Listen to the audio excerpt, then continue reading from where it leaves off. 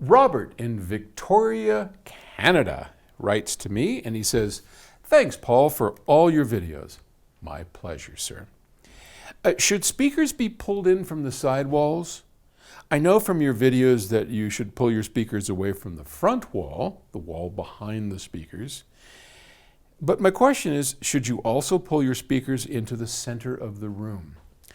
So yesterday we talked about the point of first reflection, depending on how you're watching these videos. And today let's extend that a little bit and talk about sidewall interactions.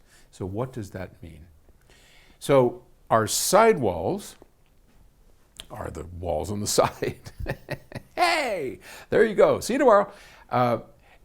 And there's the point of first reflection, which we just talked about. You can look up the video if you want, which is the point at which the sound first hits and then bounces back off. There's also something else in the mix that is a little bit more direct, and that is the sidewall. Here I'm buried behind the plant. That is directly off to the side of the speaker. Now this is going to be bouncing not so much to the listener, which we had talked about the point of first reflection, but this is going to be muddling up sound, and as the closer you get that, you're going to run into this boundary, which is going to change the tonal balance of your speaker. In the same way, if I was to take these speakers and shove them up against the rear wall, we get this boundary effect where the tonal balance of the speaker actually changes, which is not a good thing. We don't want that to happen. So speakers are always best away from those boundary conditions so that we don't change it. And the reason it changes is because this baffle, this speaker is a bad one to show it on, because normally you just have, the front, what we call the baffle, the front of the speaker. You just normally have that, and the sound is projected off of that. But at a certain point, of course, the wavelength gets longer and longer, and then there's nothing more for it to be projected off of, and so it kind of falls away. In this case, you have a very wide baffle, but that's for a different reason, because these are dipoles, and we don't want the front sound and the back sound to interfere with each other and cancel.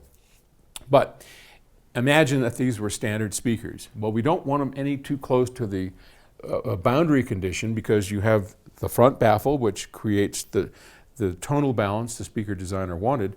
And then as you move it closer to a boundary, like a sidewall, you're going to get tonal differences, and that we don't want. Now, these speakers, because they are dipoles, don't have sidewall interactions. So if you have a pair of magneplaners, if you have any kind of dipole speaker, dipole meaning the sound comes from the front and the back out of phase with each other, you won't have to worry about sidewall interactions, because where the sound comes around in phase and out of phase to meet, they cancel. And so that balloon that could go out and hit the sidewall is canceled. Most speakers are not dipoles, right?